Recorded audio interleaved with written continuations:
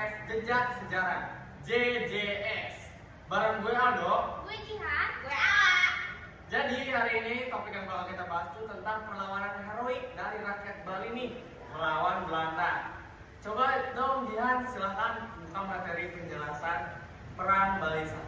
Oke, jadi pemicunya adalah hak tawar karam. Hukum adat Bali di mana kapal asing yang karam di pantai Bali jadi milik kerajaan Belanda. Untuk hak ini dihapus karena ngerasa dirugiin. Puncaknya tahun 1844.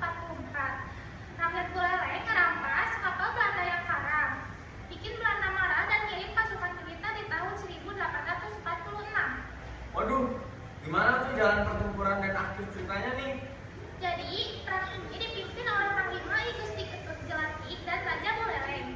Jalan perangnya sengit sekali nih karena Belanda terus nembakin meriam dari kapal perang.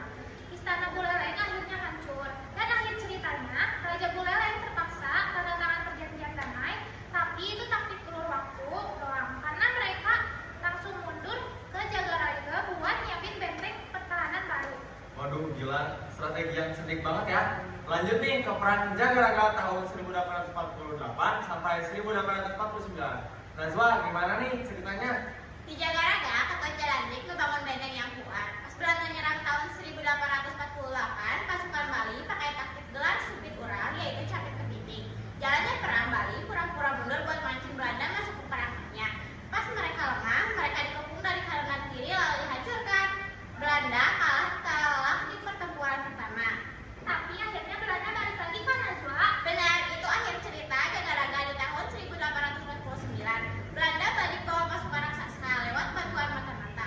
Belanda nemu jalur rahasia dan ngepung benteng dari dua arah. Benteng Jagaraga akhirnya jatuh. Patih Jelantik gugur dalam peralihan dan Bali Utara resmi dikuasai oleh Belanda. Setelah Utara jatuh, sisa perlawanan bergeser ke Bali Selatan di awal abad ke-20 dalam bentuk perang puputan yang akan dijelaskan oleh Aldo. Nah, jadi puputan itu artinya perang sampai titik darah penghabisan. Raja dan rakyat Bali milih gugur terhormat daripada tunduk ke Belanda. Jalannya perang ini dramatis banget nih. Contohnya di puputan Bandung 1506 yang dipimpin I Gusti Ngurah Made Agung.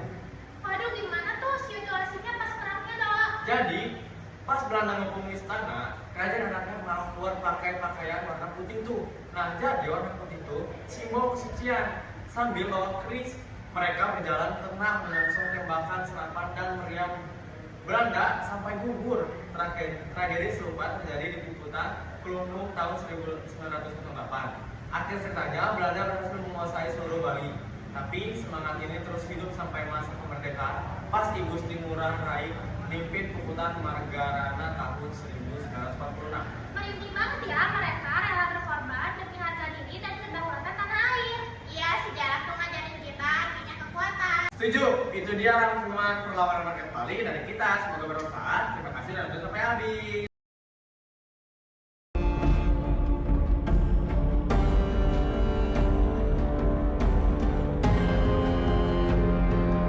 Indonesia, negeri merdeka dengan berjuta peristiwa, perdamaian dan peperangan.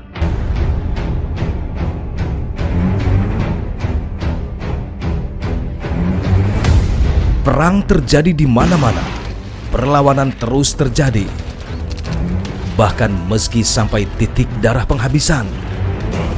Salah satunya adalah Perang Puputan di Pulau Bali. Secara kontekstual, Perang Puputan di Pulau Bali terjadi untuk pertama kali pada tahun 1906 yang dikenal sebagai Puputan Badung.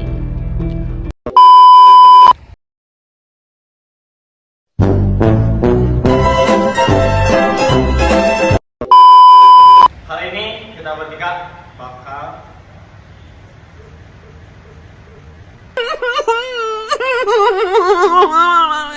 Halo Sobat Sejarah, balik lagi nih di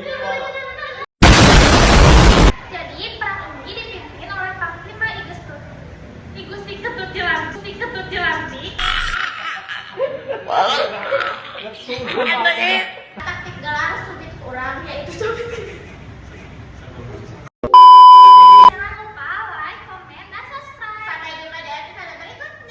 Salam sejarah.